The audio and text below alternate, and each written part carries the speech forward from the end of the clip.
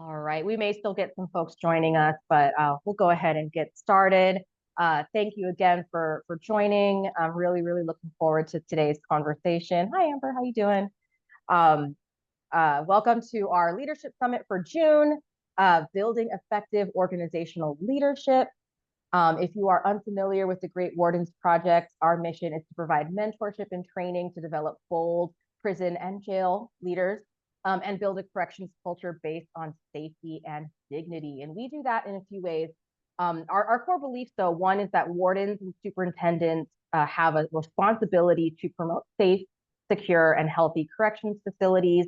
And we also believe that advocates and prison and jail leaders can work together to reimagine how corrections facilities operate and to shape a new generation of committed corrections professionals. And that's really what today's conversation is really all about.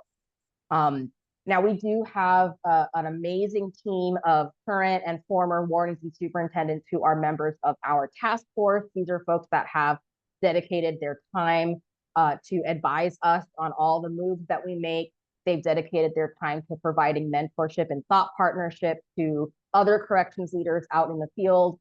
If your name is on this list, if you want to just give us a hi, hello, so that we know who you are, so that we can thank you, that would be great.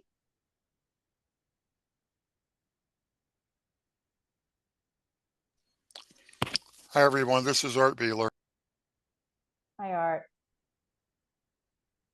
And I know you're not the only one, but we may have, I know we've got a couple other folks in the room, at least, who may not be at the camera at the moment, but I do want to give my heartfelt thanks and gratitude to these folks who, again, are dedicating their time to, provide thought partnership to others. There we go. Mr. Capper, go for it. Hello, folks. I'm Mike Capper from New York, Sing Sing, retired Sing Sing superintendent. Nice to be here. Thank you. Thank you so much. So I feel like at this point, for the most part, we probably already know this, but let's do it anyway. Just a really quick kind of technology check here. So these leadership summits that we do, this is not necessarily a training or a presentation the way that you might think of it if you go to a conference. We really want this to be a conversation. And so I want to encourage folks to mute themselves when they're not talking, but please feel free to unmute yourself and join the conversation at any time. I've confirmed with my co-presenters, if you have a question or you want to chime in, don't feel like you need to wait until the end. Feel free to join in at any time. If you would like to have your camera on, we always appreciate it. If not, it's certainly not a requirement. You can also enter in any questions or comments in the chat. I've got it open. I'm looking at them. So if there's something that you want to contribute to the conversation, that's another way to do that as well. If you click on the reactions, you'll also be able to raise your hand if someone else is speaking and you want to chime in. Please feel free to do that as well. And I'm going to actually hold off on that and have my my esteemed guests share their screen so they can share their presentation with us. Okay. And please introduce yourselves before we get too into it. Hi, my name is Patricia Perez. Let me see if I can get this set up really quick because the brain can only do so much at one time. So I apologize. No worries. And you should be able to share your screen. Okay. Share screen. Do share.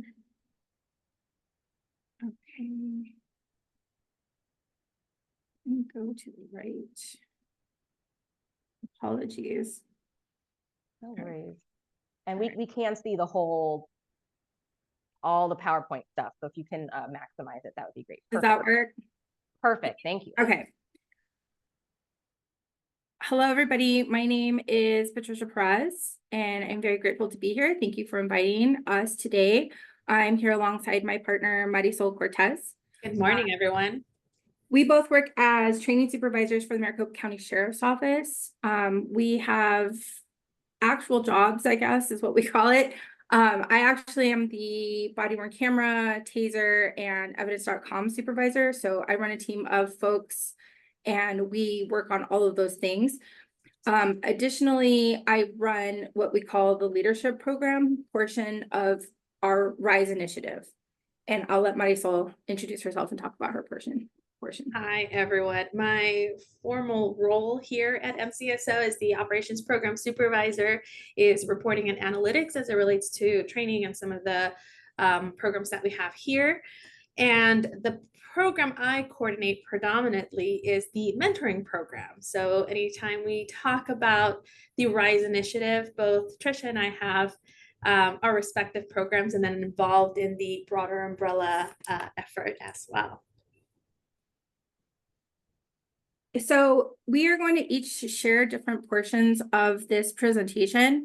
I'm going to talk about, so Marisol and I always joke that I have a color brain and she has a math brain, because if we want it to be fun and pretty and exciting, then I'll do it. But if we need data and facts and information, Marisol kind of champions that. So it works really well. We do really well together, and that's kind of how we've organized our programs. I pitch in on her side when she needs my help and vice versa. So when I'm speaking, I'm going to lean heavily into how we develop the leadership program. And when she's speaking, she's going to lean heavily in how we developed our mentorship program. And that's Phoenix, Arizona. If nobody's ever been here, it's 115 today, I think. So you're welcome to come anytime you want. All right, let's get started. Maybe. Okay, so one of the things that we had talked about, and many of the folks who have assisted us along the way are on this call, so thank you for being here. But what we had to kind of look at was what is not working. We made a determination early in 2021, 2022, where we were like, things are not going well as an organization. And so we started looking at information, and on average, detention facilities are experiencing a 50% attrition rate in detention officer staff. So I'm sure you're feeling that in your jails. There's definitely a lot of contributing factors. COVID was a huge, huge problem for retention, overcrowded facilities, officer wellness, and burnout. There are other contributing factors too that are causing this attrition, which is morale, camaraderie, and culture. And our current XO who runs the detention academy here at the sheriff's office said, well, there are some things we can't control. Can't control COVID, can't control overcrowded facilities, but there are some things we can. Officer wellness, burnout, morale, camaraderie, and culture. Those are things that we can maybe contribute to or help change. So what he tasked myself to do is find people who have changed culture, who have changed morale, who have done great things within organizations. And so we started reading books, one of them being John Maxwell. That's kind of the foundation of a lot of what we do, because he wrote a book called The 360-Degree Leader.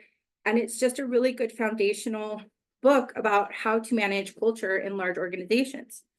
Additionally, we looked at Jocko Willink. He was a Navy SEAL stationed out at Ramadi. He had some friendly fire, unfortunately killed one of his men, and he took complete ownership of it. He wrote a book that's called Extreme Ownership.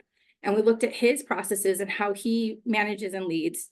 We also looked at Brene Brown, who's kind of the opposite of Jocko Willink. It's very emotional, empathetic. How are you taking care of your people? Where is their pain point? What are the things that are causing harm inside the organization? And then we also looked at Simon Sinek, and if you have not been on LinkedIn or TikTok, or you've definitely seen him. He's very popular, especially in that realm of growth and opportunity. And he always talks about start with your why. He has a book called Start with Your Why. And one of the things that they consistently talked about is if your culture is not good in your organization, it's probably your leadership. And I think that's sometimes looked at as, well, then just fix the leadership. And I don't think it's always that easy. And what we found is that there has to be the work done, and there has to be some other aspects of leadership, as in ownership and humility, and a lot of different things that we have to take and consider when we're doing something like this. The reality is people don't leave bad jobs. They leave bad managers. And the reality is the job is the job is the job. It's always going to be the job. The inmates will always be there. The problems will always be there. But how are you approaching your people? How are you giving them autonomy? How are you leading them? Are you micromanaging them? Are you hearing what they're saying? So what we did is we did just that. We sent out a survey to a select group of people within our group And we were surprised to find out a lot of the information that came back. And one of the realizations that we made is we need to cultivate how we train our leaders. Because what we're really good at is hard skills. We teach them defensive tactics, how to handcuff, how to write a report, how to do a walk, how to do all the things that is their job. But what we weren't doing good at is how do we talk to each other, employee to employee? How to resolve conflicts? How do we on and on and on and on? Additionally, we have a consent decree, for lack of a better word, because we're police agency as well. So there were some additional hurdles that we had to look at that didn't seem to be being addressed by our command. And we should be doing that. We should be talking to them. There should be more transparency. So what we decided to do is create a tailored leadership program initiative specific to our agency. So typical leadership development, traditional training, what we'll do is we'll have somebody like FBI LEADA or these other leadership programs, they'll come in, or you will take your people and you will send them off for training, which has a lot of value. There's a lot of value in that, but where is the return on investment? You send these people to these conferences, you send these people to JailCon, whatever it is, what are they actually gaining from it? What are they retaining? It's usually by a third party. It may be an old warden or old chief or old somebody telling war stories. And again, there's value in that. However, it's costly. And where is the value set? Do they write a report? Are they implementing programs? Are they doing something with that training? We were finding that that wasn't always the case. So what we were going to do is take ownership. We created and are continuing to create specific training platforms that address specific problems with the agency. So our classes are tailored to what we sent out into the population, the employee population. One of the overwhelming responses we got back was better communication. I feel lonely at my job, which was surprising. On and on and on. How to resolve conflict, how to talk to certain people.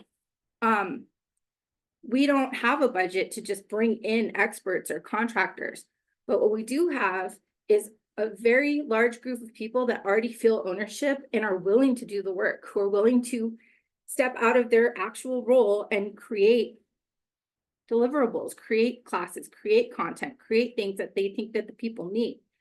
Your people know what your people need because they're in it with them. And we said, let's dig into that. Let's utilize what we already have and create that followership from the people that already work here. So here were our steps and what we would recommend. If you're looking to create an internal program for your people, here's what we recommend that you do. You start with data. Find out what people actually need. Don't assume, because we were wrong on a lot of things. When we actually sent it out there, the findings that we came back were quite different. We didn't know until we looked at it. Then take that data and then you can create a vision. From that vision, you create engagement, and then you end with data because it's a constant moving thing. It doesn't stay fixed. It's not, we made one class and that's what it's going to be forever. We are currently in our 6th Leadership Academy, and I can promise you it's vastly different from the first one because we take the feedback from the classes, we take the feedback from the people, what worked, what didn't, tell us, and we'll make more of that or we'll take less of that. We're constantly changing and evolving. So I'm going to hand it over to Marisol, and she's going to start with data. So I think we can all agree in that we live in a data-driven world. In this profession, promoting objective decision-making is key. Data provides the backdrop to guide decisions and promote transparency and objectivity in how we practice. I mentioned I will relate a lot of this, particularly to the mentoring programs, because I do have specific elements to that. But when we sought out to create the mentoring program, we knew 2 things were certain. We wanted to develop a program that was sustainable in operational procedures, that we had a program manual, that we had a logic flow to it. Oftentimes we hear of great leaders who carry the brunt of the work, but when they leave, so does the influence that they carried. To build such a program, we knew that we had to build the infrastructure where we could also speak about outcomes so that the program would be able to stand on its own, and therefore identifying what data elements and opportunities for evaluation became a critical priority to the program and the progress. I'll be honest, we're still working through it. We have some great metrics, but we could always do more. And as we take on this journey, we're looking to continue to expand and learn from every stage that we go through. So within the program evaluation realm and field, there are really three core stages: development, implementation, and sustainability. Within the development stage, we have two types of assessments to conduct: a needs assessment, where you explore what are the needs, what does the program need to address. From learning what the needs are, we can move into program design, and then from there, really identify what resources and operations need to be managed. This is also known as like the formative evaluation stage. Once we've learned and conceptualized what the program, that's where we can begin to implement and really solidify what can be collected and therefore measured. To some extent, the early implementation stage is a learning stage.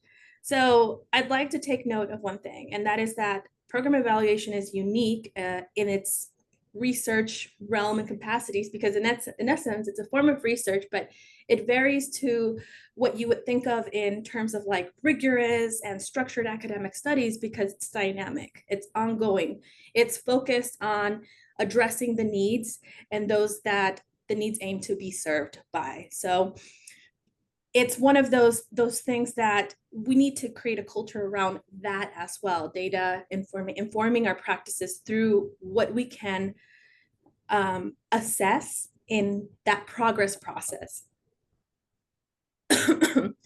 In the implementation stage, you can have pilot stages or iterations of the different programs that you deliver. And from that, address your needs. This stage needs to be the longest and kind of noted here. So that through that learning stage, then you can move into the sustainability stage. So you learn from those processes to know what works, what doesn't work. And often we want to, as practitioners, we want to jump to being able to speak about the outcomes and the benefits and cost of it, or cost benefit analysis. It's important to note that research takes time, and the process to developing these processes, they take time to be able to get to that stage where we can like really speak about those full outcomes, but that doesn't mean that we don't speak about the little wins as we go through the process. And we can move on to the next slide. So it's slow and it takes time, it takes patience. For us, the program right now, the mentoring program, we are in the 4th cohort. We'll kick off the 5th cohort towards the fall.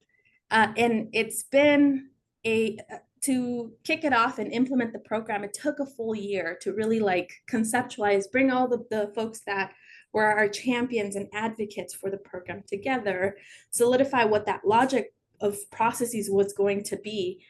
We started off with a needs assessment where we helped identify what are our gaps, what resources and what are our priorities, and then identified our target audience. So our audience for the mentoring program is really the entire office. It includes civilians, it includes our detention officers, it includes our deputies.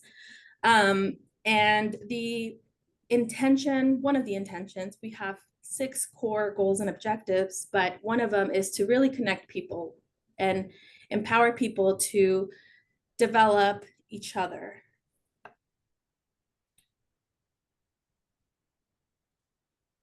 And you can kind of move on to the different slides because I've already talked a little bit about like the different processes. So this slide really just hopes to show you guys more or less the different stages within these 3 core processes to program evaluation, right? Identify your plan, your structure and logic, your goals, objectives, documenting what that's going to look like, implementing, and that the implementation stage really being the longest one, where you implement, assess, implement, and assess. And then sustainability is really where, by that end, hopefully you have solid understanding of what data you're collecting so that you can provide that long-term big picture.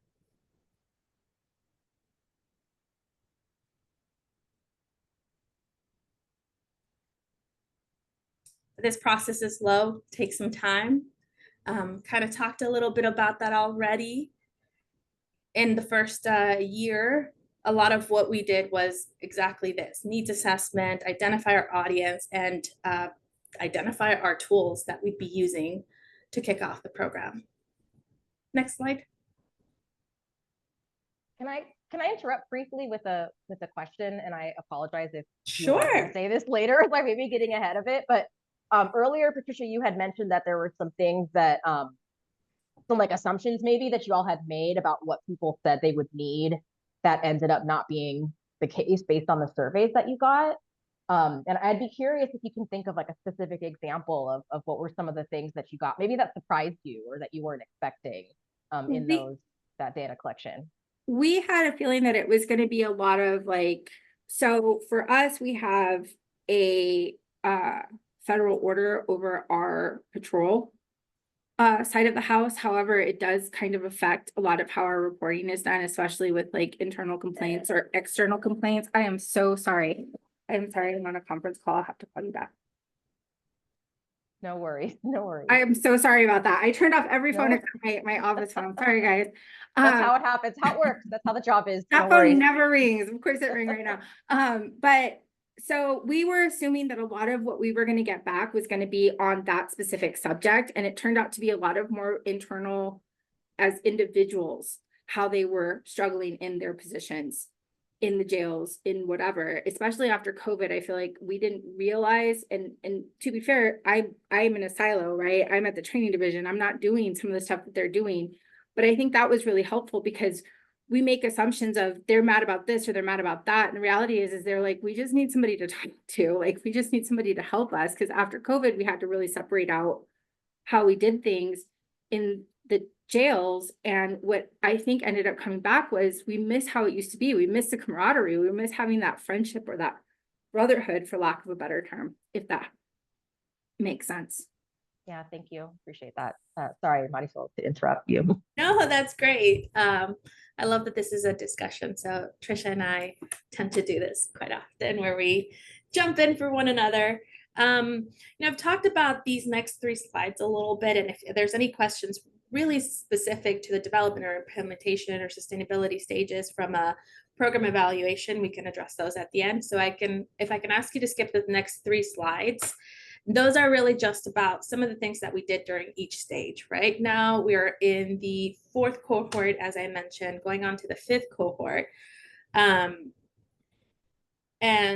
improving the way that we collect data is still one of those goals for us, so that we're able to speak from it at a broader element and stage after a delivery of this over a few years. We can skip this slide again.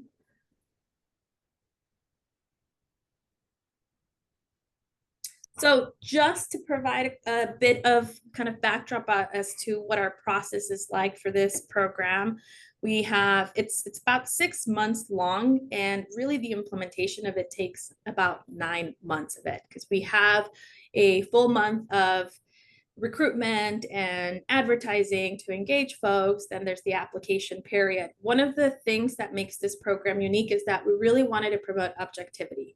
Too often we hear of people saying, well, so-and-so maybe got selected for this opportunity because they know someone or they have connections. And we wanted to make sure that that wasn't the case, that people, especially because this program is open and aims to connect people of different ranks, of different backgrounds. I mean, we've had chiefs with line level folks connected, and that is access, right, to folks. So we wanted to make sure we were promoting transparency around this. So in the application period, we ask folks to submit, if they're a mentee, to submit a BFI assessment, Big 5 inventory, so personality assessment, as well as their application, their goals, what they're looking to work on. For mentors, we also ask them to submit the same items along with a peer recommendation. And we then move these applications in a blinded process onto the matching review, where folks who do not know who's going to be in these next selection come together and basically review the applications and the personality assessments. Some of the literature out there tells us, especially around the Big 5, that there are certain factors that promote better relationships and working relationships with one another. So we want to really, and I know Trish is going to get to talk about psychological safety in a bit. Right. Can I just interject? Sorry, really quick. So just so everybody knows, we decided to use a personality profile to do an assessment in many of the things that we've done, which is called the Big Five. So if you're not familiar with that, I can send you information on that. But that's what she's referring to when she calls it the BFI, is what we call it here. But a lot of how we determine how people are going to act in a class or how they're going to be matched is based off of Big Five criteria, which is a widely accepted way to do a personality assessment. Sorry. No, you're good. In the Big Five, the BFI, the literature tells us, especially when working with this particular group, which is law enforcement, that we want to make sure that there's openness and similarity around that. So the Big Five, all it does is really, it takes the personality traits. There's no right or wrong personality traits, no high or low, but it aims to just note if people are within a certain spectrum, are they more likely to communicate in a similar manner? I think that's one way to describe it, but certainly there are other factors. I encourage anybody who's interested to really dive into some of the research and literature because it's quite extensive. So during the matching process, that's one of the things that we promote.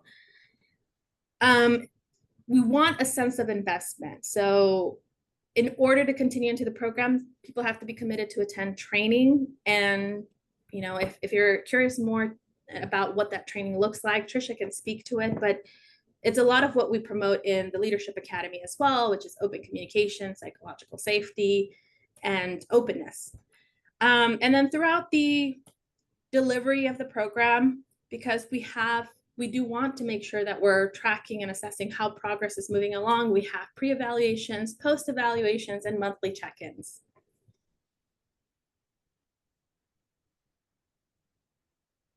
We're going to continue to monitor the program and see where we go from there as the cohorts move on.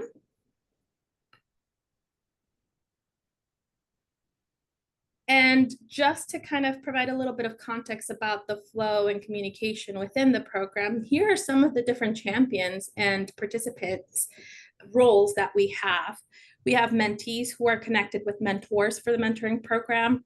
Mentors have program advisors to support them, essentially guide them as well, should they need to. We have a program coordinator who manages from the administration of the data management to sending out surveys. And we have the program managers. And I'm happy to see that our captains, Captain Perks and Captain Williams, are on the line. So they also have great information about how this came about. So if you guys have anything to share, feel free to jump in. But we really wanted to promote the opportunity to have different tiers of communication. So this, I think, is a good graphic of the different levels of folks who are involved, who are available to mentees and mentors to provide that support as needed. Next slide. I think I'll pass it on to Trisha. Does anyone have any questions before we move on?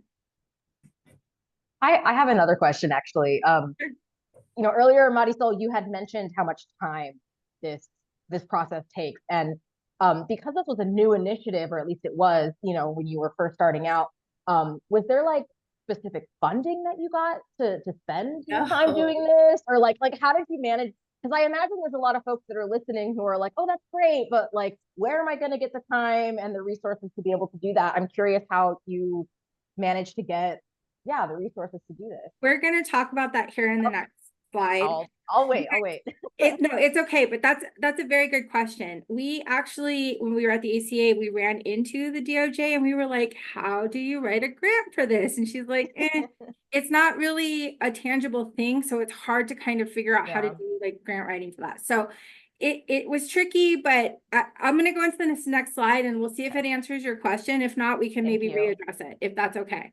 Sounds good. Anybody else have any questions about the data stuff?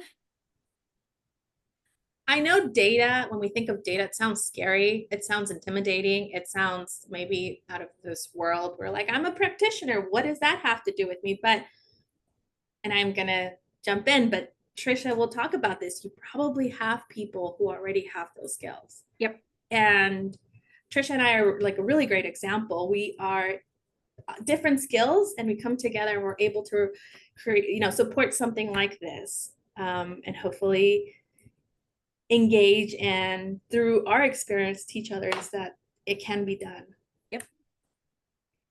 All right. So once we kind of looked at the data and we started developing processes, what we had to do next was understand our audience. Who are the people that this is for? Where are we going to start and why are we going to start there?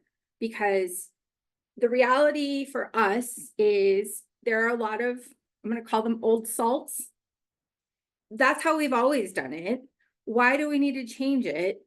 Well, this is what I know, so this is what we're going to do. And unfortunately, that doesn't help grow culture and that doesn't change mindsets or alleviate some of the pressures that may be happening, because if you don't change with how the environment is changing, this is kind of what happens. So what's the why? And that's a great book. If you haven't been reading leadership books, I highly recommend it. This is a great book to start with. He has podcasts. He's all over YouTube and TED Talks and everywhere. So I highly recommend Silent Cynic, but what's the why? Because the reality is we didn't have funding. We don't have money to give people. We don't have enough staff. I'm sure most of you are in the same boat. Why would somebody want to participate in this? What's the reasoning? And that's kind of where we started. So what is that for your organization? That's not something for, in my opinion, your commanders to decide. That should be something decided by the staff. And that's kind of what we leaned into.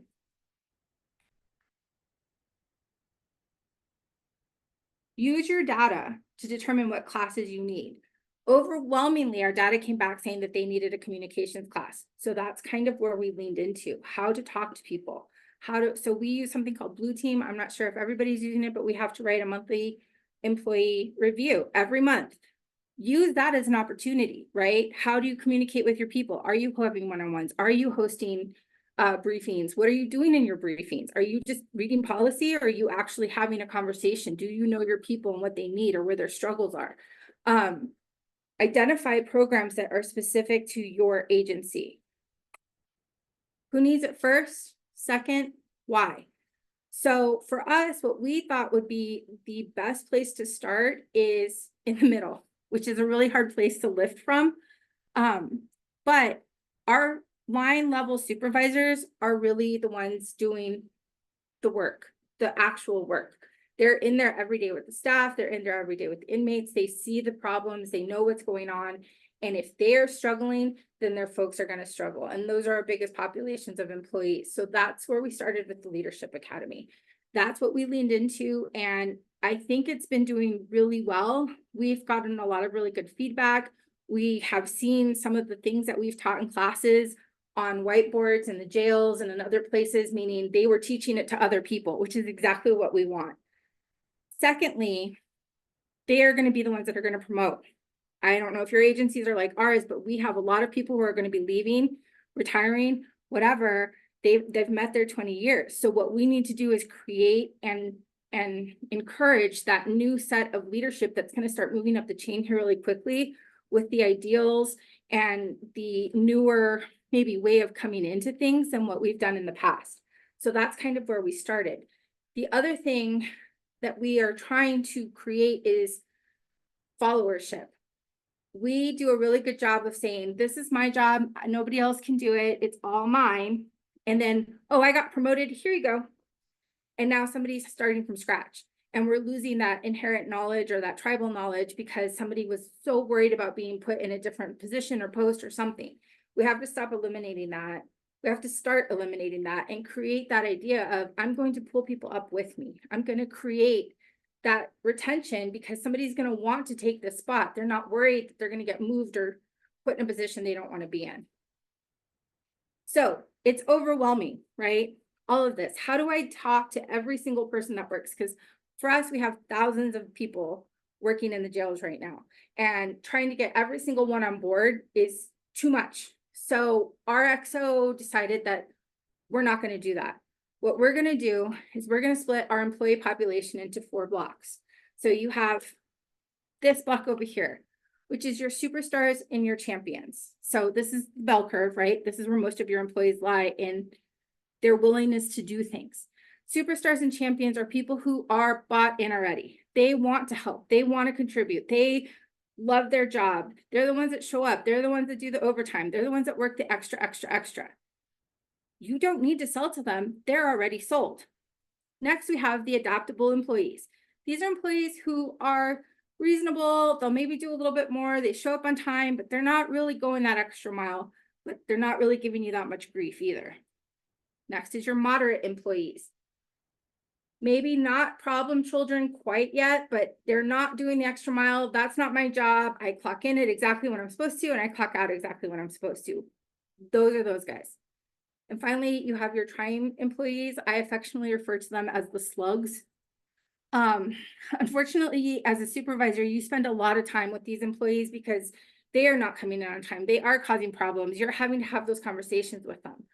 Our reality is that the superstars and champions don't need to be sold because they are sold, and those trying employees may never get sold, and you're just going to be spinning your wheels. So what we need to focus on are the two middle parts. What we want to lean into is your adaptable employees. When you send out a flyer, or when you send out a, hey, we're doing this training, they're the ones that are going to say, I don't know, I'll go see. Your moderate employees are going to go, oh my God, here we go again. They're trying to do something, right? What we want is that the adaptable employees will come to one of our trainings and say, hey, wait a minute, this is good, this is right. You're saying things that should be said. And then they're going to go talk to the moderate employees and say, hey, you should come see what they're doing. And eventually we're going to bring everybody over to that way of thinking, to that ideology of what we're trying to create here in our agency. Your trying employees are either going to get on board or they're going to be the outliers. You don't need to spend your time worrying about them. You worry about the people who can be affected and want to be here and want to try and do things. And that's how we're doing it. And it makes it a little less daunting when you look at it this way versus the whole of the population of people. This is from a book called The Tipping Point by Malcolm Gladwell. This is a lot of information about how to use your resources in those ways. So that's why we came up with this strategy, and that's how we've been applying it. Next, we had to have very realistic and effective expectations. Just saying, do a mentoring program and not having a process, what happens and what we've encountered when speaking to other agencies is that an email goes out and says, hey, you know Bob, he's your mentor now. And Bob says, are you good? And you say, yeah, and then that's it. That's not really a mentoring program. So what we had to figure out was, what are our goals? In the Leadership Academy, what is our goal? We have an issue with internal complaints. So what we need to do is try to figure out a way to manage that better so that we don't have people who are just arguing via our internal complaint process and having actual conversations with each other or with their supervisors. That was a goal for us. That's an actual problem that we found in our data. Those are things that we can maybe fix over time, right? And that's the other thing, is you have to give yourself grace. This is 3, 4, 5 years to change processes. It's not going to happen overnight, and you have to be willing to commit to that. The other thing that I think is really, really, really important is that you have to be consistent in your messaging.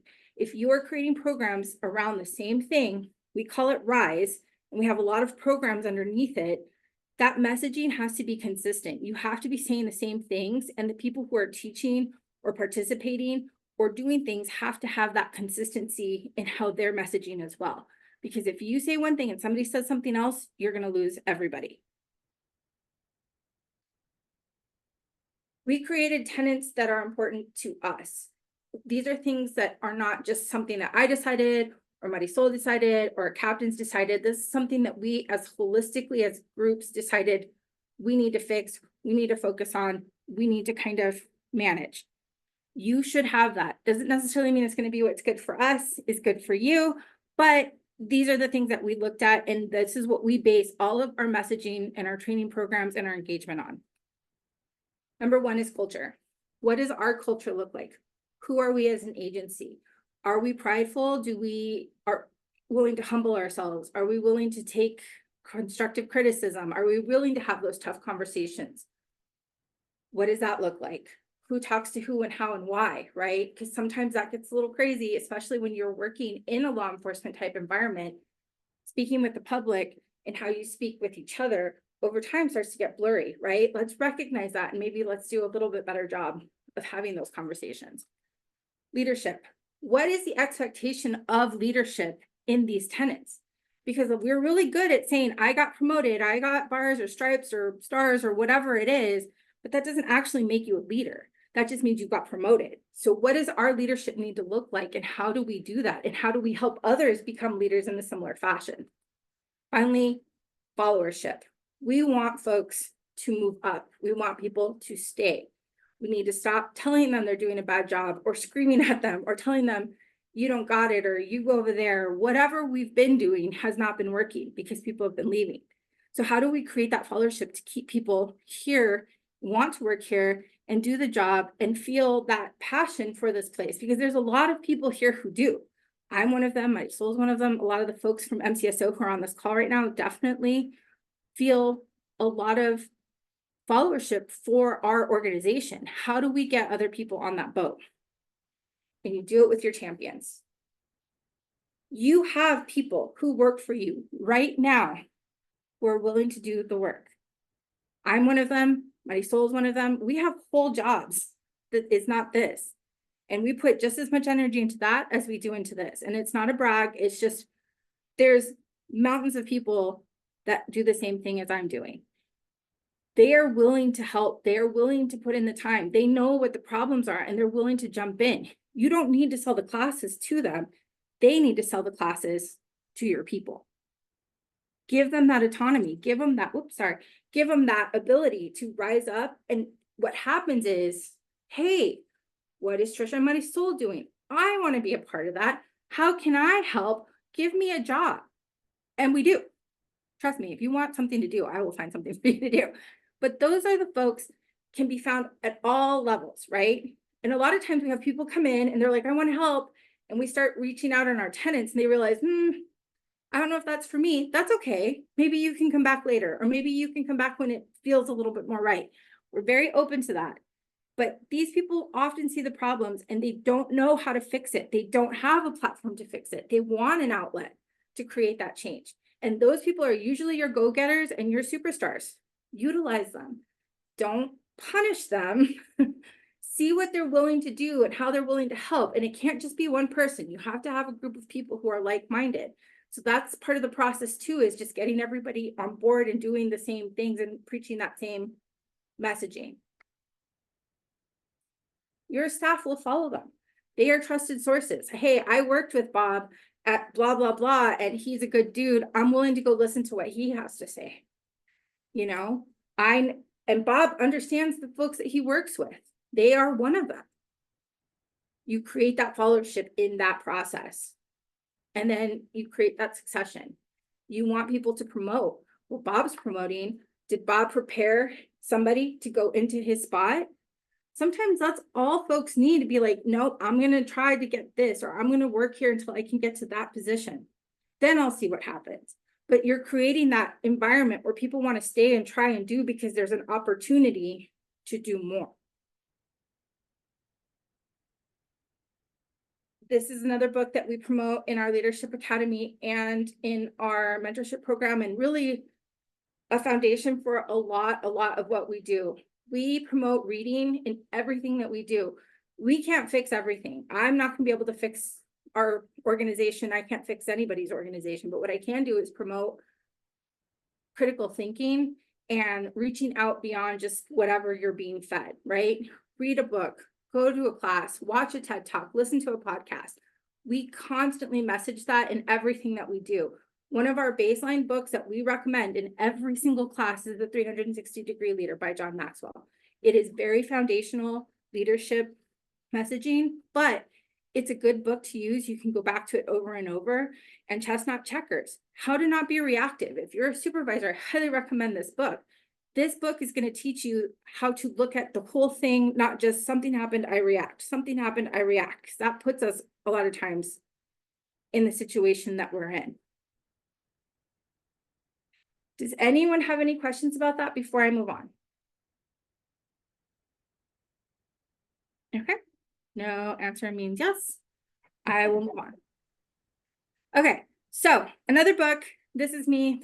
I say I'm the touchy-feely one. I'm the one that's going to talk to you about feelings and all the gooey, ooey stuff that not a lot of law enforcement folks like, but I think it's important. And one of the things I message a lot too is that I spend a lot of my waking hours at work. I spend more time at work when I'm awake than I do at home. So we have to learn how to live together. And that does require understanding emotions about it. And one of the things that I love is Brene Brown. I try to message her in everything I do. I think she's so smart in how she approaches how we communicate. And one of the things that she always talks about too is it doesn't have to be perfect. And I think that's where a lot of people get stuck when they're creating something like this, is it's that analysis paralysis. If we do this, what is this? Just jump in and do it. We've changed so many things since we've started because we had to. We didn't know what we didn't know. We never would have unless we jumped in and did it. So just make sure that you have those tenets set up and dive in. What are your actual issues?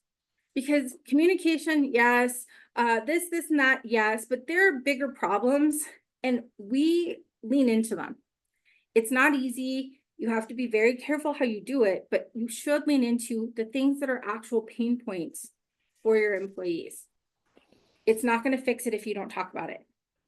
So we go in class and we say, what's wrong? How does that make you feel?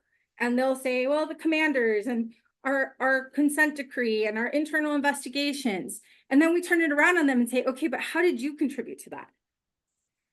Because you're not wrong. There are things up and down and all around that are definitely contributing, but where are you in that? Are you just saying, I hate this place sucks, every day I come in with a bad attitude? That contributes to that. What are the little things that you in your situation that you can fix? But we do let them address those bigger problems. We also, we bring our command staff in at the end of the leadership program and we tell our group of people, say, ask them what you want. And they do. So there's accountability in there for sure. Where are the issues stemming from? Is it something that you can easily fix? One of the things that we found in a lot of these programs that we've created is just people didn't know who to reach out to. I have this big problem that I don't know how to fix. And then someone's in the class going, you can just call me. And we've resolved a problem that we didn't even know could have been resolved. And that's been some of the issues that we've had here at this agency, is there's a lot of siloing sometimes, not intentionally, it just happens. But being in these programs and being exposed to different folks has really helped kind of resolve those issues for us. So the other thing is humility is a big part of this. One of the things that we require to be a part of these programs is it is never going to be about one individual person. This is not my program. I do not own it. This is a collective of people who work here, who care about the organization, that are trying to do something. And that is the messaging across the board. And one of the things that we tell people is be humble to recognize it might be you. And be brave.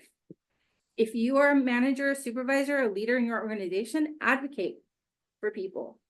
Respectfully, but politely even maybe, or maybe not, but advocate. Your people need you right now. And especially, this is a hard time. This is a hard time everywhere. And if you have folks who are willing to show up every day and do the job, advocate for them.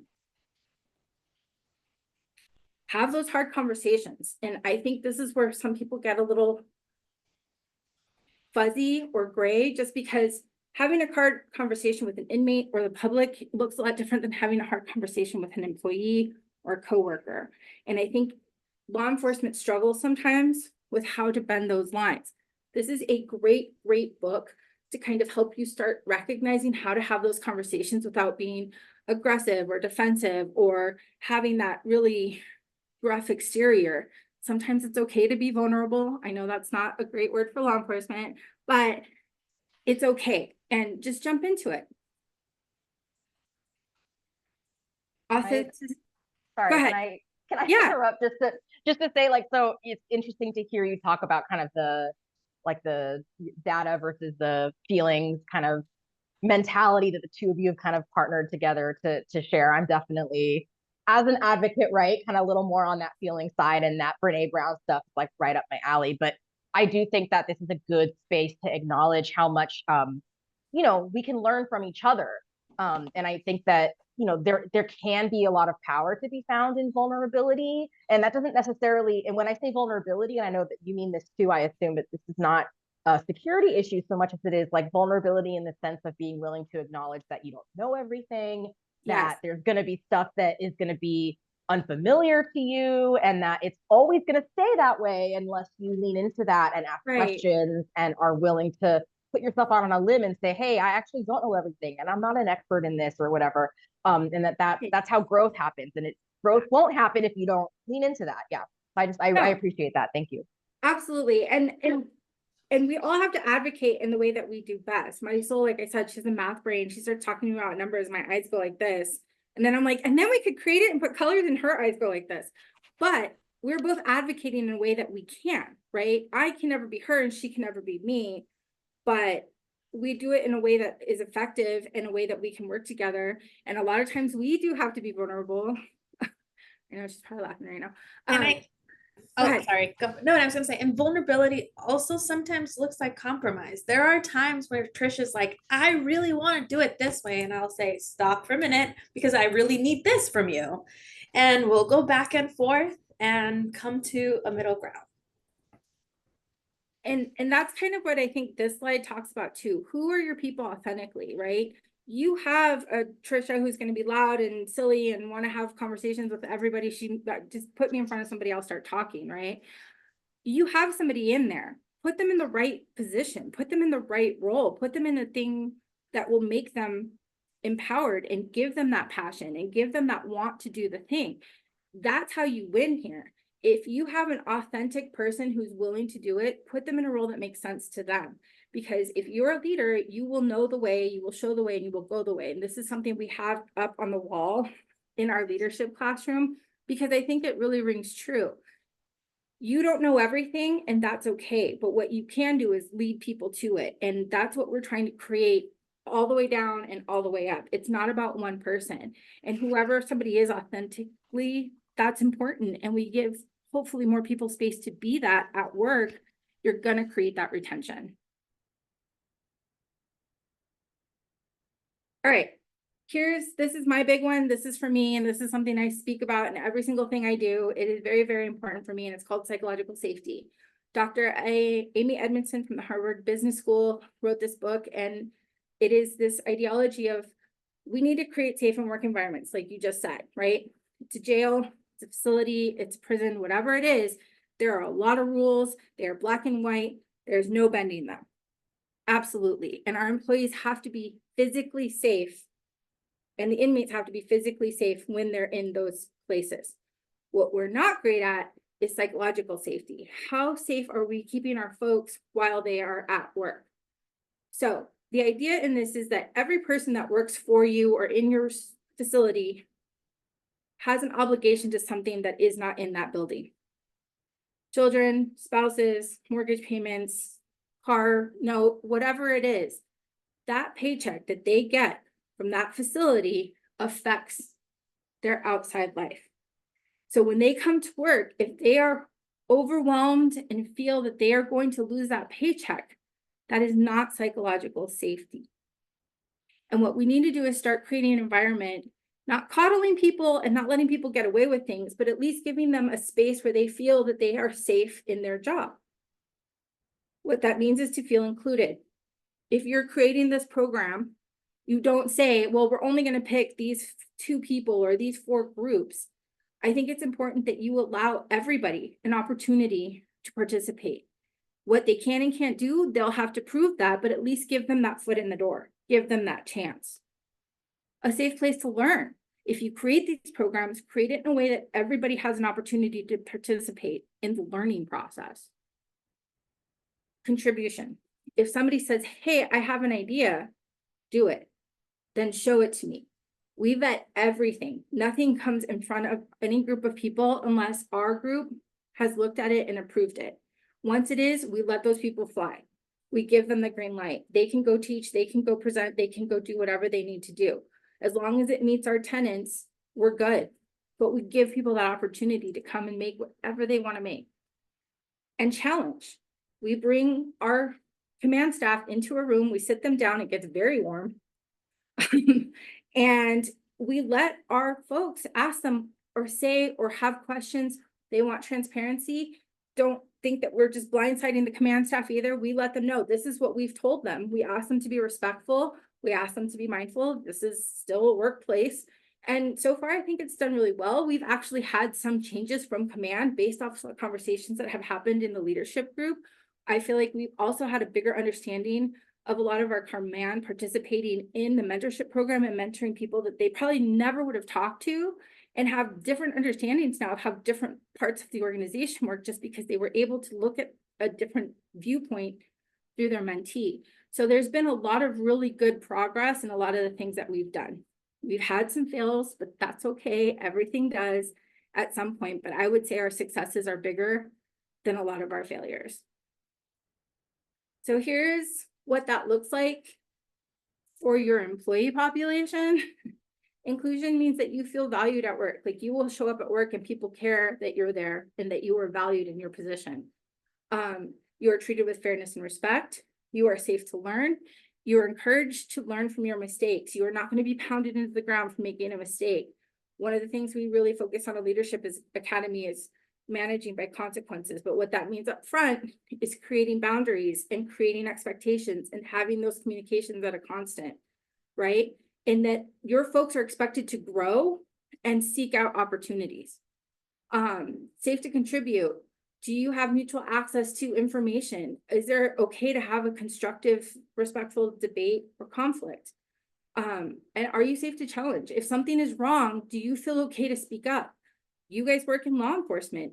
There needs to be a space where people can say, I see something wrong and I need to say something, without fear of being reprimanded or whistleblower type stuff happen. Not that I'm saying it's a whistleblower, but you know what I mean, that there's not going to be retribution for when you see something that's not correct.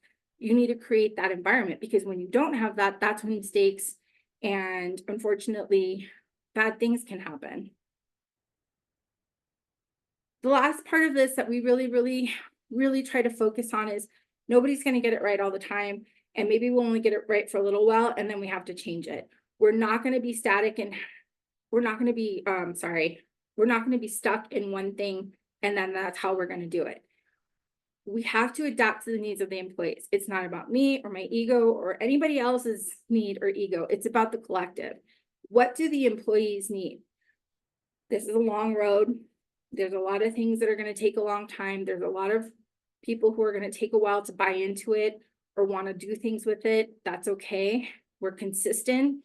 The tenets and the messaging, that doesn't change. Everything we do around it can. And we are constantly asking, how are we doing? What can we do different?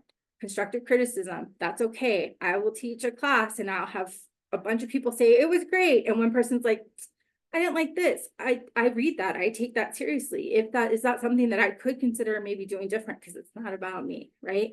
And we constantly are changing things and adapting to the needs of our employees. And finally, go back to Marisol. We're going to end with data. So before we launched our first cohort in the mentoring program, and before we even opened our application period, we launched a survey to gauge interest. This was back in February of 2023. We received 514 responses after some data cleaning and really trying to identify, well, how many of these are unique people? We came up with about 477 out of, at that time, about 2,800 staff. That was our staff at that point. When we look at these numbers, and yes, numbers, right? People start wondering like, wow, she's gonna make me do math. But when we look at 477 unique responses out of our population at that time, that's 2,800. That's a 17% interest. What does that tell you? Why is that meaningful? Well, that tells us that roughly 1 of every 5 employees who responded to the survey, because we did ask, some of the questions we asked were, would you be interested in a mentoring program? Not even noting what the mentoring could be about. 1 of every 5 employees said that, yes, they'd be interested and they wanted to be engaged. And that's meaningful, because that gives you a tangible number to say, people want this. People want to be engaged by others in the organization. They want that social cohesion, that organizational cohesion. Trisha talked about it earlier. We spend so much time of our day at work. Why not make it the best that we can? So from there, we also asked people, well, how many of you are willing to give back and be a mentor? That was about 100 responses, which, you know, brings us down to 3.5% of our total population at that time. But even though 100 people may not feel like a lot when you think of, oh, well, this is a pretty large organization, the ball and the snowball effect has to start somewhere. And 100 people is a quite meaningful number. Since then, we've ran like leadership academies, we've ran mentoring program cohorts, and that number has doubled. So between both programs, Mentor and the Leadership Academy, we've had about 200 unique individuals, so 200 folks within the organization participate in our programs. And we're very proud of that number because that's been the last couple of years, 2 years of our efforts. I mean, imagine where we can go from here, right? We also just got recognized for our program through the NACO, the National Association of Counties, suggesting that this is one of those first programs that's kicking off. There's more people who could be doing something like this. Mentoring sounds like, to me, why not, right? We should be doing that already, but the fact that we're coming together with a program that's structured in a way that's also promoting transparency and objectiveness in our processes and collecting information to be able to talk about those in the context of where we're at now, I think that's meaningful. And I believe that others across the US also think it's meaningful, so. So I'll just go really quickly through some of the programs that we've developed under the RISE initiative. This is what RISE stands for. We do have a program description. If anyone's interested, we're happy to send it. Raising leadership, impactful mentorship, strategic coaching, and employee development. So first we have the leadership program. This is how we cultivate and train leaders at every level. We target very specific initiatives, and we have some very kind of tough conversations. We have an open space where we try to create that psychological safety and allow people to challenge and allow people to have their feelings and their concerns met and heard in that conversation. Right now, the Leadership Academy, there is only one, and it caters to line level leadership. But in process, and hopefully by the end of this year, we are going to do something we're calling strategic leadership, and that's going to be for our mid-level management. So for us, that would be lieutenants and civilian managers that are running teams that have supervision. So right now, it's just supervisors and line level who run line level, and then the strategic will be for supervisors and managers who have who supervise other supervisors. And that's going to be a little bit different because that's a little bit different sell for us and marketing for us, but I think it's going to be really great, and we're really excited about that program that's in process. Right now, the mentorship is running. We're in a cohort right now. I can tell you, I have an employee who went through the program, and I have seen tremendous change in her. She is a civilian. She works for me on the body worn camera team, and her mentor was a captain on the patrol side of the house, and they love each other. I don't know how it works, but the whole data stuff that Money Soul did on the back end and how they match everything, she is getting stuff done. Her sass has come out, but in a good way. I already did that. I already took care of it. I already called him, which was something that we had kind of struggled in the beginning. So for me, just in my very small realm, I've seen the mentorship at work, and it is doing wonders. And she was introduced to a lot of people, and she wants to promote now, and I'm really excited about that. Another process that we're working on, and hopefully we'll have running soon, is something called strategic coaching. So one of the things that we did in the past was we would have command come into some of these leadership academies. And again, there's a lot of value in what was done in the past and how they manage things, but sometimes that's not what the Leadership Academy is for. So what we've done is we've created platforms that the command can come in, and anybody who's interested can go and have those workshops with the commanders. And we found a lot of value in that too, because that's introducing people to have conversations that maybe they weren't able to have, or have access to a commander that maybe they would never have been able to be in that situation. And we have found a lot of success in that as well. One of the things that's in process is called professional development sessions. We are looking at how do we promote people within the organization? Are we just promoting good test takers? Because that's not really the idea behind a lot of what we're creating. So there is 2 work groups right now. One of them is called line level leadership, and that's what we're calling soft skills. That is a lot of the Trisha stuff, the fluffy, feelings and communication, and how do we talk to each other and what's important, and self-care, right? The other one is hard skills, how to read policy, how to manage a team. What does your internal investigations, for us, that's very important in this organization. What does that look like if you promote? One of the things we're going to do is have some folks who have a lot of, I can't think of the word, who have a lot of prominence within the organization, who are very well respected, come in, and we're going to talk about promotional readiness. Are you doing this for money? Are you doing this for a title? Or are you doing it to make a difference? Because that matters, right? And we're going to have those conversations at that level. It says in process for civilian engagement, but we've actually already kind of put that into play. Reina Maraza, who's on this call as well, has been a champion, one of our champions for that. She actually just won a Sheriff Star for her work. Sorry, Reina.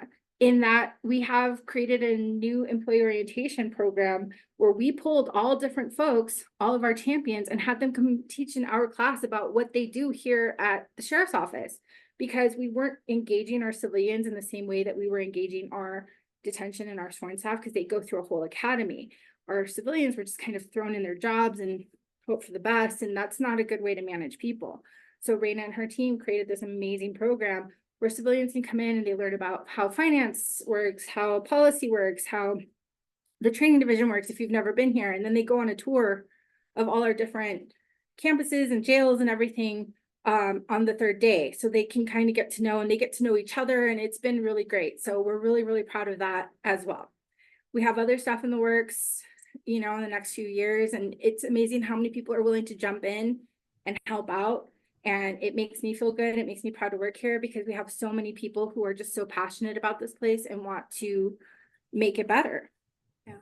And I just want to say something with regards to that. It feels hard. How are you going to engage so many people, right?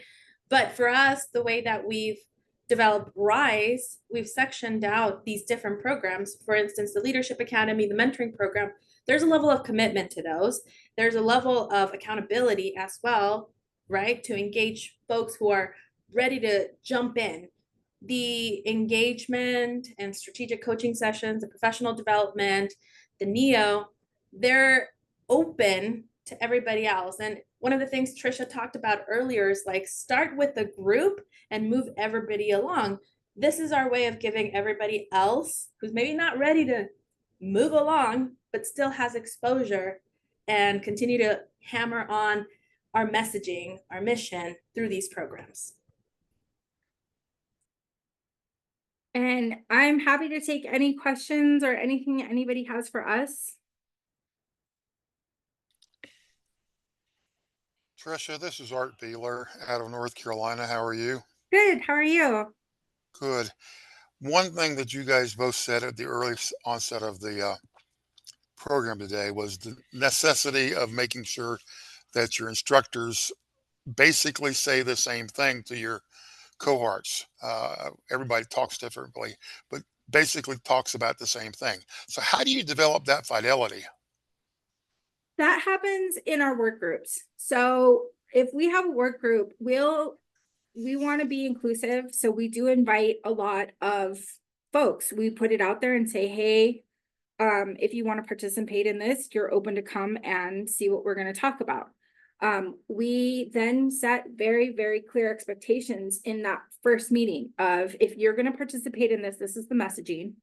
These are the expectations. And if you want to be a part of this, we welcome you to it, but we do expect, either deliverables, or you will teach, or, whatever that program specifically is running.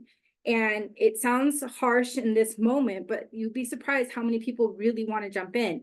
There are also folks, like we have a work group for our professional development. I think 40 people came to the first meeting and now we're down to 6. That's okay. That's expected. But just because people have jobs, people have lives, things, you know, their actual job may blow up, whatever it is, there's no judgment on our end. That doesn't mean that they can't come back and try again, but that's kind of how we run it to keep that expectation fair and consistent. Thank you. Yeah. Anybody else?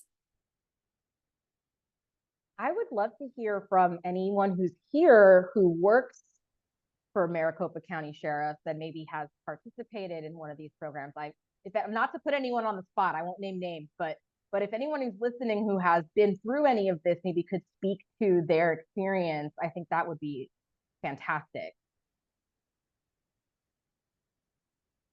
I can speak to it a bit. I'm relatively new to the Maricopa County Sheriff's Office. I've been here, I guess coming up on 2 years now.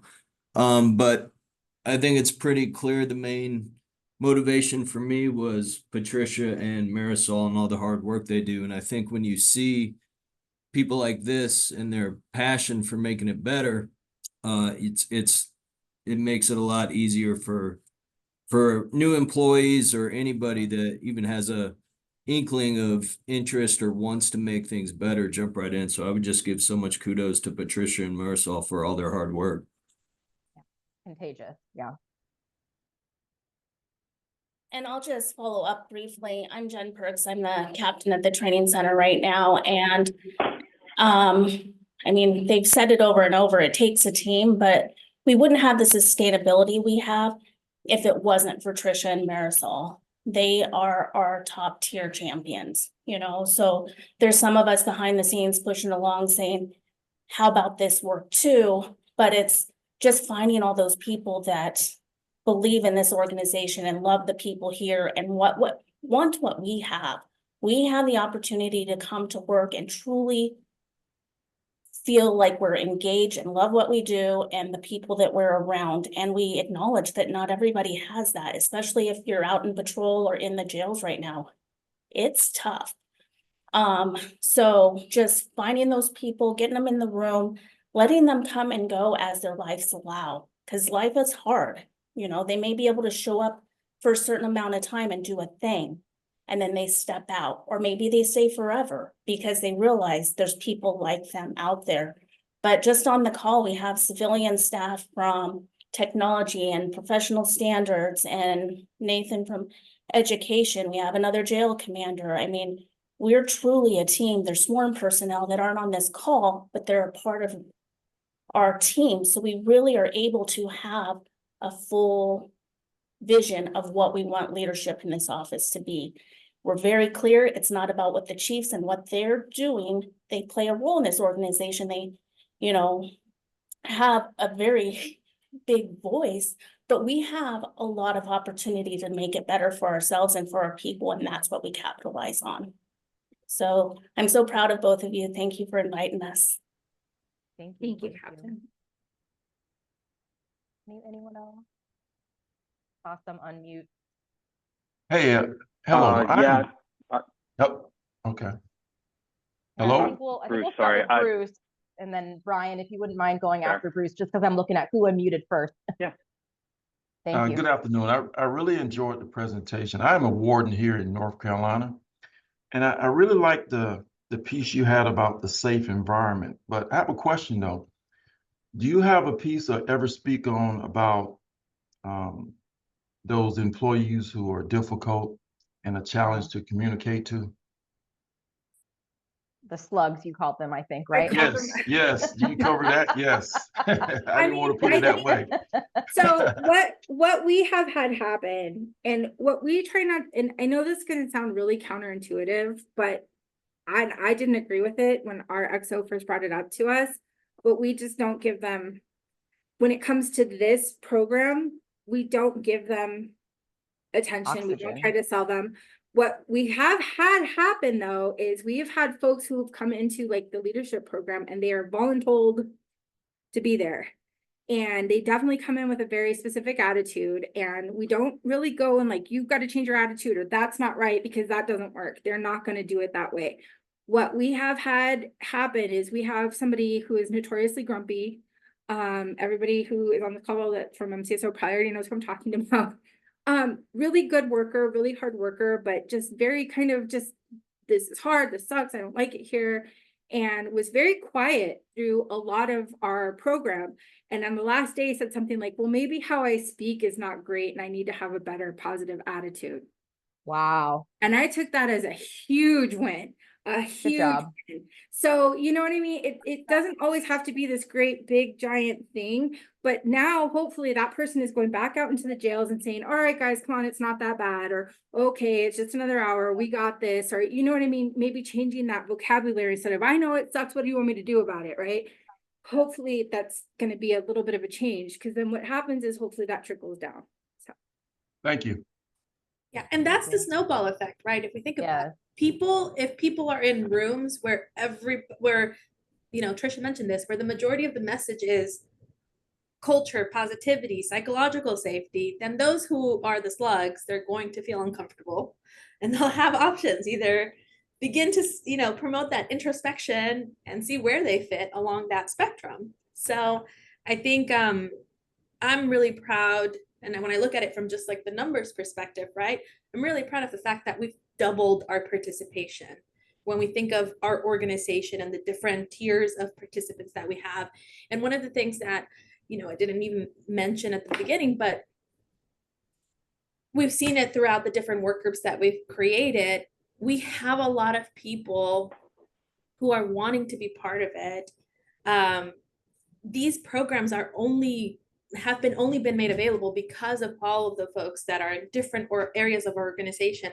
When we first kicked off back in like 2022, it was 50 people with different opinions and finding that common ground, right? So it goes back to that compromise and vulnerability to like, what do we want this program to shape and be like? And one of the things we also did early on within the mentoring program was some focus groups to kind of assess where we were heading on. And some of that anecdotal feedback was, well, I know leaders who've been in the making promoting these things for the last 10 years, getting those people and their influence in to shape those programs can also carry a lot of weight. Yeah, thank you. Brian, go for it. Good morning, I think still. I'm one of the people that works at the Sheriff's Office that you were asking for our kind of thoughts on that. I've been really lucky to participate in all of the programs that Trisha has talked about. Trisha and Marisol talk about the mentorship program, the leadership courses, the designing, building line level leadership courses and all that sort of things. And for my own self, it's really amazing to be part of something like that with people like Marisol and Trisha, partly because of their passion, but also because of the difference that this sort of stuff actually makes. I've seen a measurable difference in my ability to lead my team and in the slow but still spreading influence that this program has on the culture at the Sheriff's Office. And it's a lot of work, but it's one of those things that's, I think, worth all of the work. So that, for what it's worth, that's my feedback on it. I don't know if that helps anybody or not, but it is a program that makes a difference. Thank you so much. Appreciate it. You. Appreciate it. And Patricia, if you wouldn't mind not stopping your screen share so that I can put my concluding slides, throw these back up. Thank you. Thank you. There we go.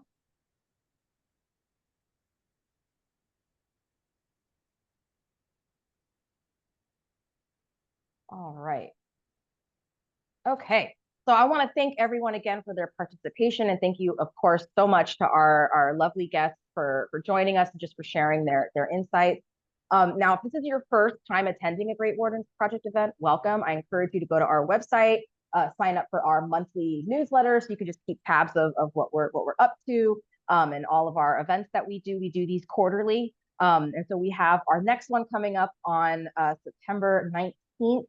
And if you registered, which you must have, or else you wouldn't be here, you will get all this information via email, including our presenter slides and the information for our upcoming summit, so that you can register for that. Now, right when you leave this screen, a window should pop up that will be a very, very short, like 3 or 4 question evaluation. Any feedback that you have for us, we greatly, greatly appreciate. And I just want to give a shout out to my cat right here, who is giving you guys a little bit of a show. Thank you for that, Chewy. So again, just if you wouldn't mind sharing just your feedback with us, I would greatly appreciate it. And again, you'll get links to some of the resources that our guest presenters mentioned. We'll share those via email as well, so you'll get those. If you do have any questions, please feel free to send an email here to greatwardens@justdetention.org, or via our website. You can do that as well. Thank you both again for joining us. For everyone who's here, thank you so much. I hope that it was meaningful for everybody, and I hope to see you all at our next summit in September. Thank you for having us. Absolutely, thank you. Hi, Earl. How do you do? Good to see you. All right, take care. Thank you, everyone. Take care. Patricia, Marisol, if you wouldn't mind just staying really briefly, because I have a question. Sure. Oh, but let me stop recording first.